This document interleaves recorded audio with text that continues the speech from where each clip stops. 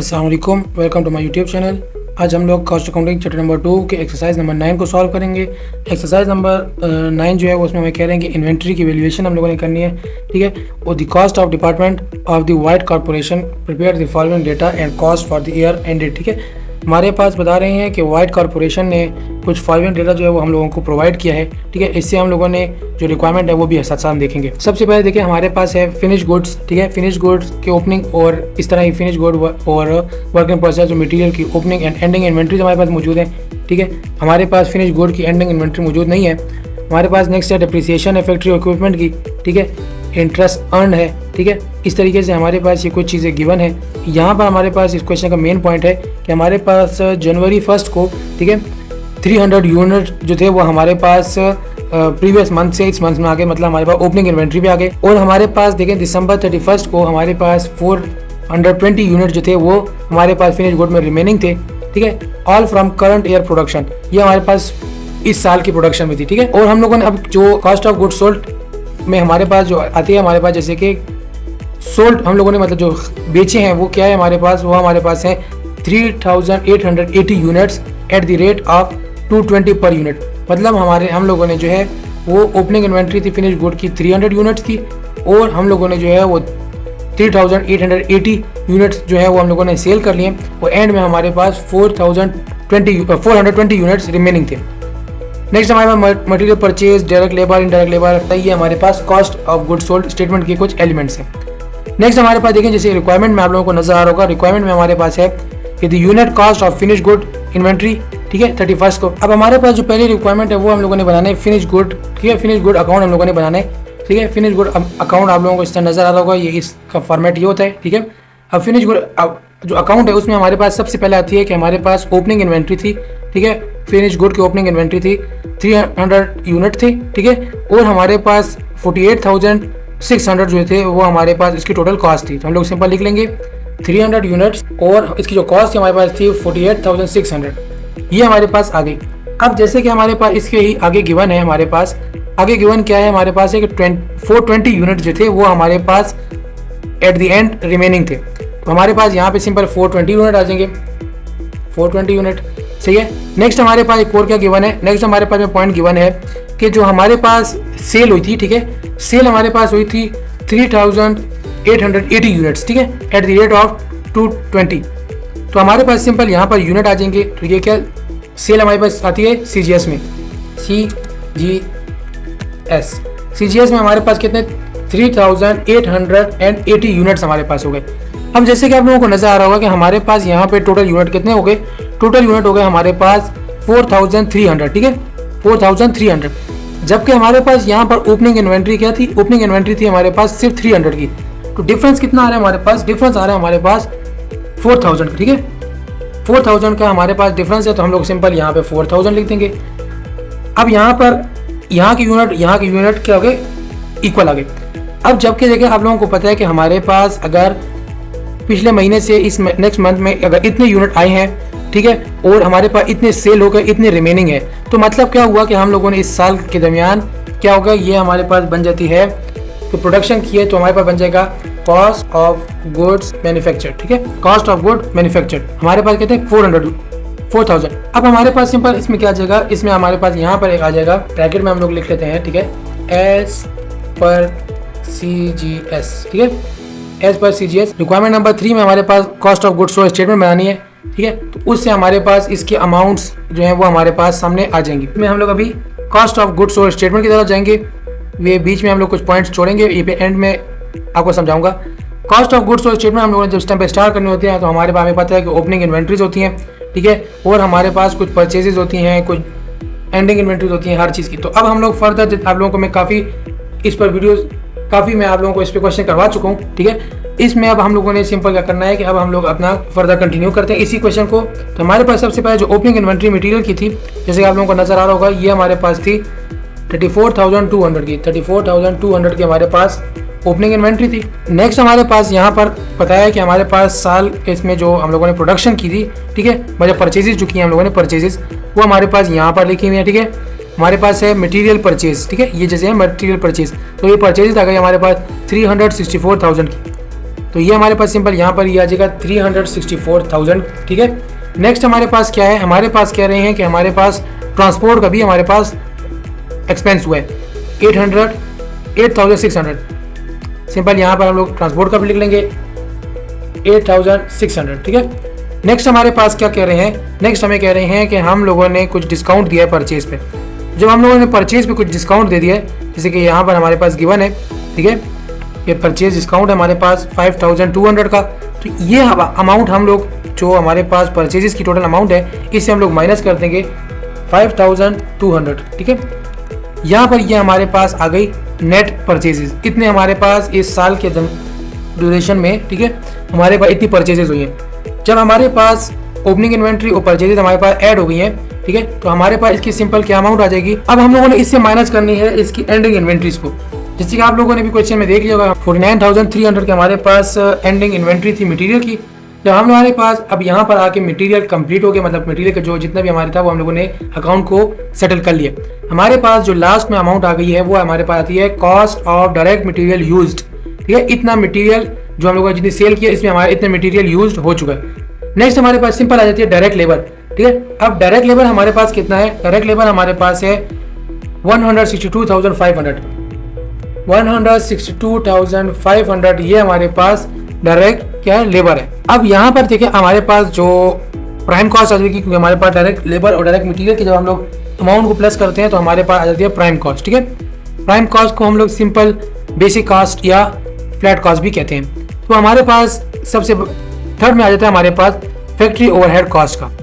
Factory overhead cost में हमारे पास 3 तरह से गिवन है। सबसे पहले हमारे पास, जैसे कि आप लोगों को यहाँ नजर आ रहा होगा कि हमारे पास गिवन है इनडायरेक्ट लेबर, एक हमारे पास यहाँ पर गिवन है, एक हमारे पास depreciation on factory equipment given है, और एक हमारे पास मिसलेनियस फैक्ट्री ओवरहेड्स है। सबसे पहले हम लोग डिप्रिसिएशन ऑन फैक्ट्री इक्विपमेंट करते हैं, वो हमारे पास है 21,350। तो हमारे पास सिंपल आ जाएगा 21,350।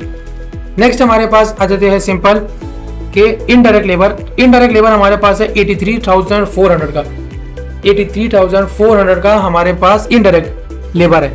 नेक्स्ट हमारे पास है मिसलेनियस एफओएच जो है वो हमारे पास है 47,900 का। यहाँ पर आगे ये हमारे पास जो अमाउंट बनती है 152,650, ये हमारे पास जितना एक्चुअल एफओएच था, मतलब जो हमारे यहाँ पे जितना हमारे यहाँ पे एक्सपेंस हुआ था, ठीक है, इसकी प्रोडक्शन में जितना एक्सपेंस हुआ था एफओएच का। हमें आप लोगों को दोबारा से बता दूं, एफओएच हमारे पास वो तमाम अखराजात होते हैं जो हमारे पास डायरेक्टली प्रोडक्शन के साथ कनेक्ट नहीं होते, जिसमें हमारे पास जैसे डिप्रिसिएशन आ गई, या हमारे पास इनडायरेक्ट लेबर आ गया, या हमारे पास इनडायरेक्ट मटेरियल आ जाता है, एफओएच कॉस्ट हो जाती है। ये हमारे पास सारे फैक्ट्री ओवरहेड्स हैं, मतलब ये हमारे पास वो कॉस्ट है जो फैक्ट्री की बाउंड्री के अंदर होते हैं, ठीक है। यहाँ पर आ गया हमारे पास total manufacturing cost and total factory cost, इन दोनों में से मतलब कोई भी आप एक लिख सकते हैं।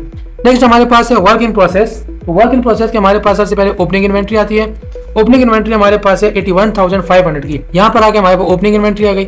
नेक्स्ट हम लोगों ने इससे ही माइनस करना है, सिंपल जिस तरह हम लोग और क्वेश्चन में हम माइनस करते रहते हैं, उसी तरीके से यहाँ पे भी माइनस हो जाएगा 42,350, 42,350 ये हमारे पास एंडिंग इन्वेंट्री थी फिनिश गुड की, सॉरी वर्क इन प्रोसेस की।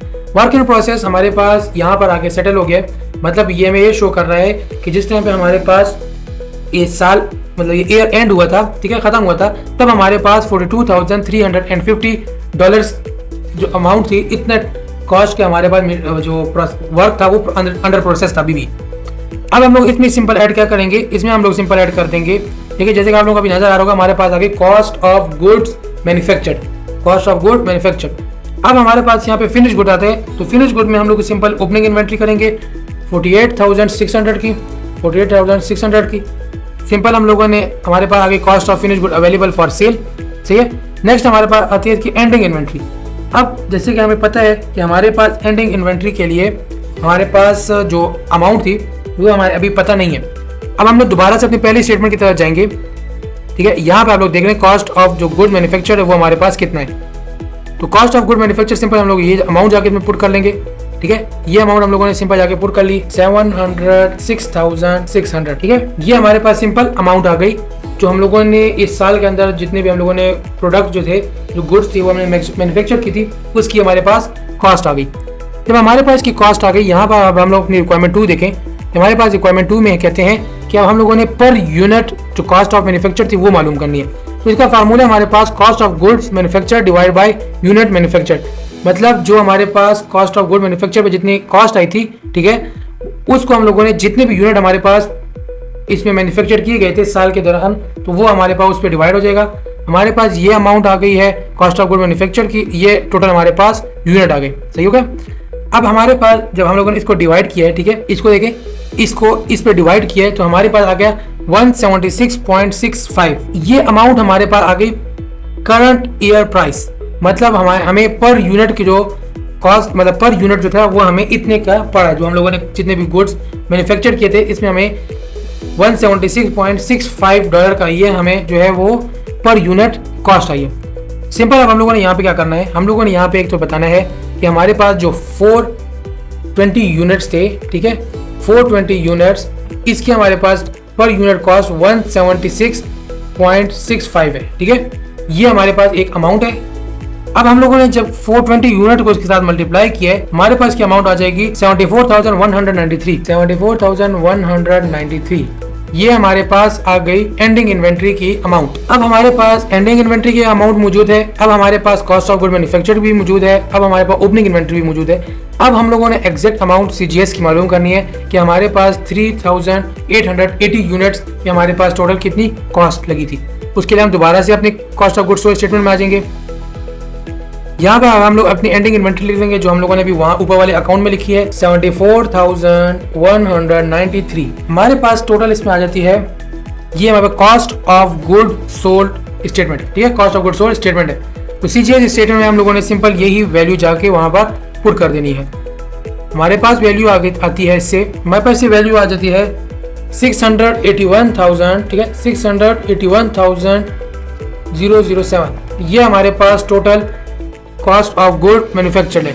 अब हम लोगों ने सिंपल क्या करना है, इसकी हम लोगों ने अब अमाउंट देखनी है, ठीक है, अमाउंट। तो हमारे पास सिंपल क्या आ जाती है, जो हमारे पास रिक्वायरमेंट 4 है, ठीक है, रिक्वायरमेंट 4 हमारे पास क्या है, रिक्वायरमेंट 4 है हमारे पास, देखिए हमारे पास पर यूनिट जो फिनिश गुड की इन्वेंट्री थी, ठीक है, वो भी हमें मालूम पता चल गई है, और हमारे पास जो टोटल कॉस्ट आई थी फिनिश गुड की एंडिंग इन्वेंट्री पे, ठीक है, वो भी हमें मालूम हो गई है। अब हमारी cost of goods sold statement बन गई है। अब नेक्स्ट जो फोर्थ रिक्वायरमेंट है वो हमारे पास है ग्रॉस प्रॉफिट और ग्रॉस प्रॉफिट पर यूनिट मालूम करना। यहाँ पे आप देखिए हमारे पास जो सेल पर यूनिट थे, ठीक है, जो हमारे पास 3880 यूनिट थे 220 के रेट के साथ, तो हमारे पास की अमाउंट क्या बन जाती है, हमारे पास की अमाउंट बन जाती है 853,600। अब हम लोगों ने सिंपल से क्या करना है, हम लोगों ने इसे माइनस कर देने हैं, जो हमारे पास cost of goods sold statement थी उससे हमें माइनस करना है। तो हमारे पास सिंपल क्या आ जाएगा, हमारे पास आ जाएगा 681,007। ये हमारे पास इससे माइनस हो गए, तो हमारे पास की अमाउंट क्या आ जाएगी, हमारे पास की अमाउंट आ जाती है, हमारे पास ये अमाउंट आ गई, ठीक है। ये अमाउंट हम लोगों ने सिंपल करना है, जब हमने पर यूनिट करना है ग्रॉस प्रॉफिट, ठीक है, तो हम लोगों ने जो पर यूनिट ग्रॉस प्रॉफिट होता है उसका यूनिट हमारे फार्मूला हमारे पास है gross profit divide by unit sold. तो हमारे पास जो ग्रॉस प्रॉफिट था वो हमारे पास इतनी अमाउंट आ गई, और जो हमारे पास यूनिट सोल्ड थे, ठीक है, वो हमारे पास इतने थे।